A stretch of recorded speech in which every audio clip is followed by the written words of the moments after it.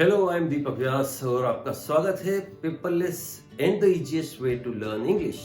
यदि आपने पहले के 4 एपिसोड्स नहीं देखे हैं तो उन्हें जरूर देखिएगा और उसके लिए चैनल को सब्सक्राइब करें, बेल आइकॉन प्रेस करना नहीं भूलें बिकॉज इसके बाद में लेवल 2 का ट्रेनिंग होगा जो इंग्लिश टू इंग्लिश होगा। Degree, verbs to be, has have का यूज और डायरेक्ट इनडायरेक्ट स्पीच या नरेशंस की आज बात करेंगे। तो सबसे पहले डिग्रीज, 3 तरह की डिग्रीज होती हैं, पॉजिटिव डिग्री, कंपैरेटिव डिग्री और सुपरलेटिव डिग्री। जनरली जब हम किसी की विशेषताएं, सामान्य विशेषताओं की बात करते हैं तो पॉजिटिव डिग्री का यूज करते हैं। जैसे Ram is a good boy, Rita is a tall girl, Mumbai is a beautiful city. इसके केवल 3 नियम होते हैं और तीनों नियम के एक एक सेंटेंस में आपके साथ डिस्कस कर रहा हूं। इसको कंपैरेटिव में बदला, Ram is better than Shyam, Rita is taller than Kavita, Mumbai is more beautiful than Delhi. Now see the superlative degree. Ram is the best boy in our college, Rita is the tallest girl in our town, Mumbai is the most beautiful city in India. अब इनके rules देखिए। कुछ adjectives ऐसे होते हैं जो positive degree उनका अलग होगा, कंपैरेटिव अलग होगा और सुपरलेटिव अलग होगा। जैसे गुड, पॉजिटिव में गुड है, कंपैरेटिव में बेटर हुआ, सुपरलेटिव में बेस्ट। ज्यादातर एडजेक्टिव्स ऐसे होते हैं जो सिंगल सिलेबल के एडजेक्टिव्स होते हैं, जैसे यहाँ पे टॉल है, उनमें ER लगाकर आप कंपैरेटिव और EST लगाकर सुपरलेटिव बनाते हैं। अगर किसी एडजेक्टिव के लास्ट में E आ रहा हो तो केवल R लगाकर कंपैरेटिव और ST लगाकर सुपरलेटिव बनाते हैं। तीसरा रूल, वहां आपने देखा मुंबई इज ब्यूटीफुल सिटी, जब कंपैरेटिव बनाया तो मोर ब्यूटीफुल। जब भी 2 सिलेबल के वर्ड्स हों, जैसे यहां पे है ब्यूटीफुल, तब आपको उसके पहले मोर लगाकर कंपैरेटिव और मोस्ट लगाकर सुपरलेटिव बनाना है। उसके साथ ही कंपैरेटिव डिग्री में जिससे भी आप कंपेयर करेंगे उसके पहले देन का यूज करेंगे। तो सुपरलेटिव डिग्री के पहले आपको द का यूज करना है। Mumbai is the most beautiful city. अब बात करते हैं डायरेक्ट इनडायरेक्ट स्पीच। बहुत सरल है। अगर आपको सेंटेंस फॉर्मेशन आ गया तो ये तो केवल एक इंग्लिश टू इंग्लिश आपको इसको ट्रांजैक्शन करना है। तो डायरेक्ट इनडायरेक्ट स्पीच में ये होता है कि किसी की कही गई बात को आपको आगे बढ़ाने के 2 तरीके होते हैं। एक तो जैसे उन्होंने कहा एज इट इज उन्हीं के शब्दों में आगे बात को रख दी जाए, दूसरा अपने तरीके से उनकी बात को आगे बढ़ाई जाए। डायरेक्ट स्पीच एक एग्जांपल देखिए। My friend said I am not feeling well. Indirect speech में ये बनता है my friend said that he was not feeling well. अब जो चेंजेस हैं वही रूल है, तो इन्वर्टेड कामा हटाकर दैट कंजंक्शन का यूज करना है, नंबर 1। नंबर 2, अंदर था I am not feeling well, indirect speech में वो हो गया he was not feeling well, तो आई ही हो गया। अगर होता you said I am not feeling well तो इनडायरेक्ट होता you said that you were not feeling well. So अंदर वाले हिस्से का सब्जेक्ट जो होता है वो बाहर हिस्से के अकॉर्डिंगली चेंज होता है। तीसरा चेंज आपने देखा वहां पे था I am not feeling well, present continuous था। इनडायरेक्ट चेंज किया तो पास्ट कंटिन्यूस हो गया, he was not feeling well. ऐसा क्यों हुआ? ऐसा इसलिए हुआ कि ये घटना पहले की है। जैसा बाहर वाले हिस्से में माय फ्रेंड सेड था, कह चुका था, पहले की बात है, पास्ट की बात है। उस समय कहे गए शब्द थे आई एम नॉट फीलिंग वेल। समय बदल गया, वो घटना पास्ट की हो गई। इसीलिए हम जब इनडायरेक्ट स्पीच में उसको एक्सप्रेस करेंगे तो अंदर वाले हिस्से को पूरा पास्ट करना पड़ेगा हमें। जब बाहर पास्ट टेंस होता है तभी अंदर टेंस चेंज होगा।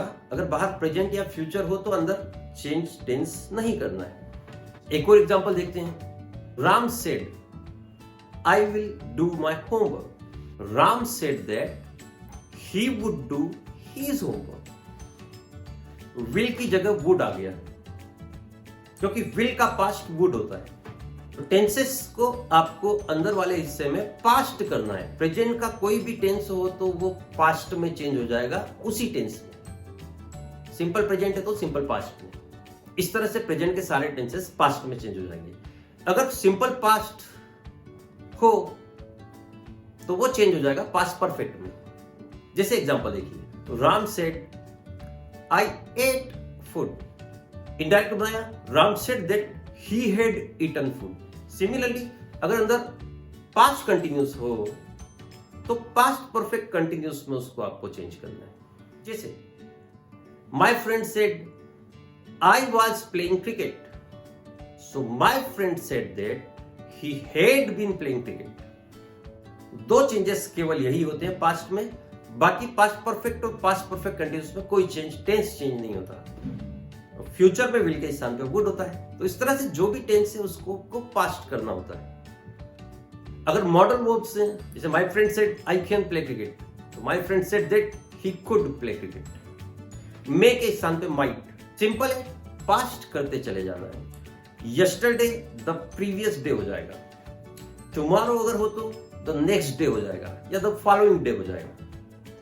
मतलब आप पूरा पास्ट की बात को बता रहे हैं। तो वो जो इन्वर्टेड कामा में वर्ड्स हैं वो अभी प्रासंगिक है या नहीं।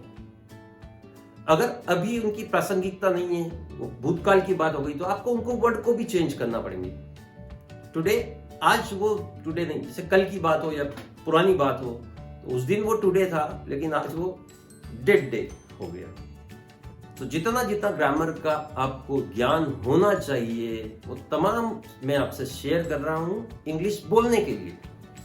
सो अल्टीमेटली हमारा लक्ष्य ये है कि इंग्लिश बोलना। चलिए अब बात करते हैं वर्ब्स टू बी। सबसे सरल जो ग्रामर इंग्लिश की होती है वो सबसे लास्ट में ले रहा हूं। इंपॉर्टेंट चीजें हमने पहले ही कर ली। Verbs to be is a mark, जब सिंपल है होता है, जब मेन वर्ब नहीं होता, बगैर मुख्य क्रिया के वाक्य, कोई एक्शन नहीं हो रही, इस तरह के भी बहुत सारे वाक्य होते हैं, बहुत ज्यादा वाक्य होते हैं इनफैक्ट। जैसे मैं एक टीचर हूं, आई एम अ टीचर। आप एक ईमानदार व्यक्ति हैं, you are an honest man. Mumbai एक खूबसूरत शहर है, Mumbai is a beautiful city. जब इंफॉर्मेशन इस तरह की देना हो तो इजेमा लगा के सीधा स्ट्रेट बोल दिया जाता है। पास्ट में ये वाजवर हो जाएगा, वह मेरा दोस्त था, he was my friend. Sunil Gavaskar was a great batsman. Future में इसको लेके जाना है तो will be हो जाएगा, you will be a successful person. आप सफल आदमी होंगे। इसका एक और यूज इस तरह से होता है कि जब सब्जेक्ट क्लियर नहीं हो तो वहां पे हमको देयर को सब्जेक्ट बनाकर सेंटेंस बनाने पड़ते हैं। ये भी स्पोकन इंग्लिश में बहुत यूजफुल होते हैं। जंगल में एक शेर है, There is a lion in the jungle.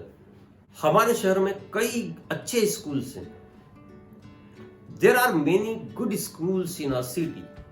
जंगल में बहुत शेर थे। There were many lions in the jungle. एक राजा था। There was a king. देखिए कई वाक्य ऐसे होते हैं कि उनको आपको इंग्लिश में बनाने के लिए देयर की जरूरत पड़ेगी। अब जैसे ये वाक्य एक राजा था, इसका दूसरा कोई तरीका ही नहीं इंग्लिश बनाने का। तो इस तरह से ये इजे मार का प्रयोग होता है, यूज करने की आदत डालें। सेंटेंस बनाएं, जिस तरह के एग्जाम्पल्स मैं आपको बनाकर दे रहा हूं उसी तरह के एग्जाम्पल्स की मदद से आप सैकड़ों सेंटेंस फॉर्म कर सकते हैं। अब बात करेंगे हैज और हैव का प्रयोग किस तरह से करते हैं। हैज और हैव के बहुत सारे प्रयोग होते हैं इंग्लिश में। किसी के पास कोई चीज का होना दिखाने के लिए हम हैज और हैव का प्रयोग करते हैं। मेरे पास एक पेन है, आई हैव अ पेन। या अगर वो उस चीज को बिलोंग करता है, पजेस करता है, सब उसमें बहुत सारा आत्मविश्वास है। He has lot of confidence, मुझ में बहुत अनुभव है। I have lot of experience. Past में हेड हो जाएगा, उसके पास बहुत महंगी कार थी। He had a very expensive car. उसके कई दोस्त थे। He had many friends. भविष्य में भी will के साथ have लगाकर आप उसको भविष्य में भी बना सकते हैं।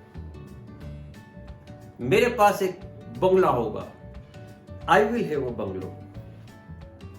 मेरे कई दोस्त होंगे, I will have many friends.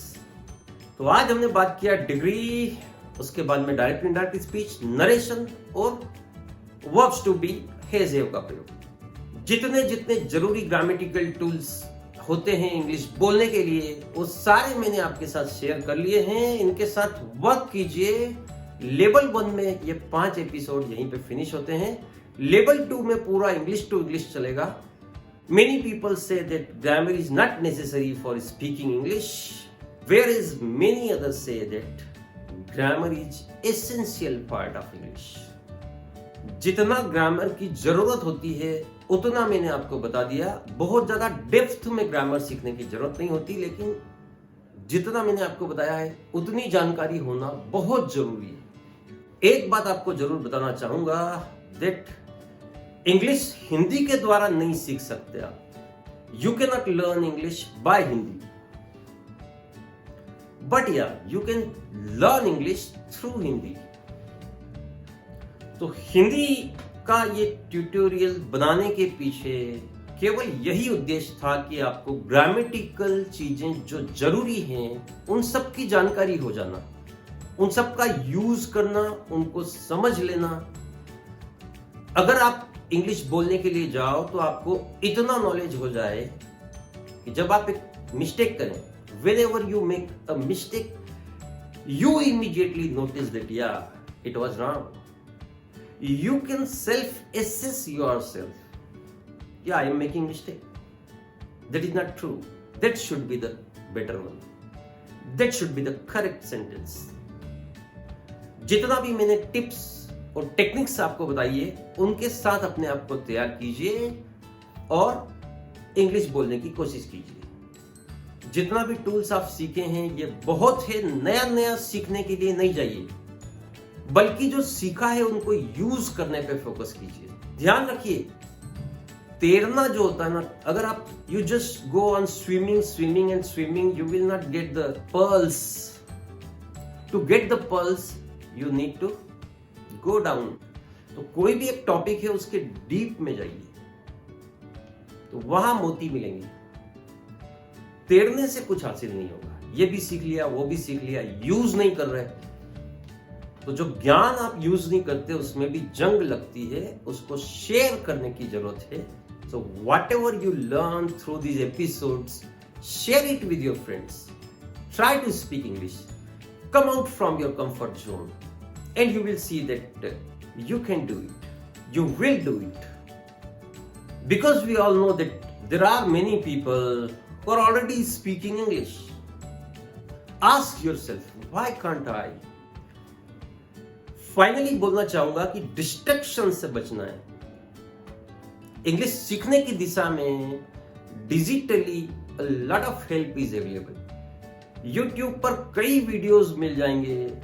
YouTube बहुत बढ़िया यूनिवर्सिटी। अगर आपकी इच्छा सीखने की है तो जो कुछ सीखना चाहते हैं YouTube के माध्यम से सीख सकते हैं। बट वो एंटरटेनिंग वीडियोस देखते रहना, उटपटांग उलझुल वीडियोस देखते रहने से कुछ हासिल नहीं होगा, आप टाइम वेस्ट करेंगे। So invest your time in your mobile.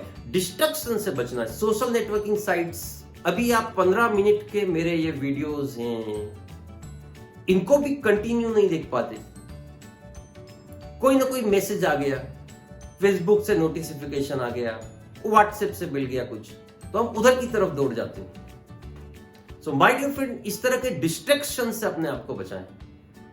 Invest your time in e learning and you will see that the mobile you are having is one of the best learning tool in your life. You can change your life with it.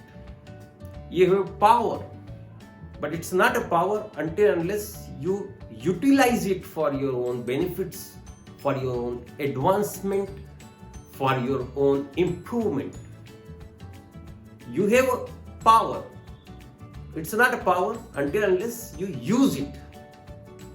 It's a potential power right now. So use it for your personal development. Thank you for watching. God bless you all and take a very good care of yourself.